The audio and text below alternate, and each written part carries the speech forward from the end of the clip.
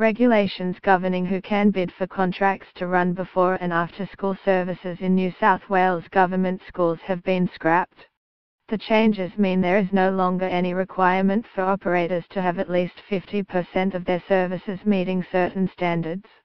Network of Community Activities Chief Executive Robin Monroe-Miller said parents have not been consulted or informed of the decision. This is a decision that the government should be making behind closed doors, she said.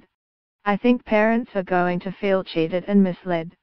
A pre-qualification scheme, designed to screen out operators with a history of breaching regulations or running poor quality services, was introduced in November last year.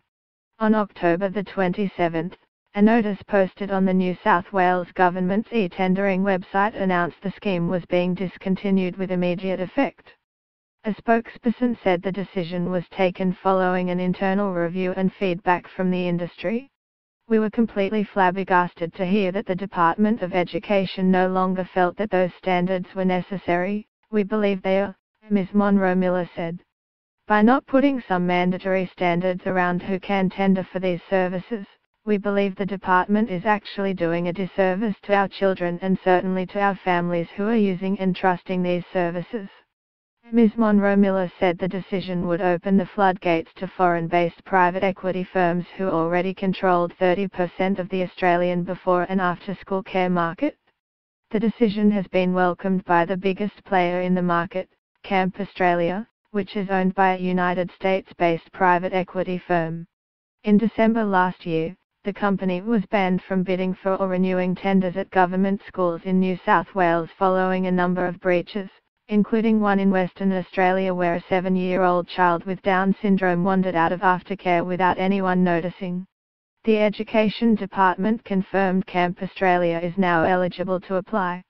We look forward to resuming tendering in New South Wales with a focus on delivering high-quality care, a spokesperson for Camp Australia said. The New South Wales government ran an industry consultation process on the scheme and Camp Australia contributed to that process. The not-for-profit Three Bridges community runs 5 out-of-school hours services in Sydney's south, all of which are rated as meeting or exceeding standards.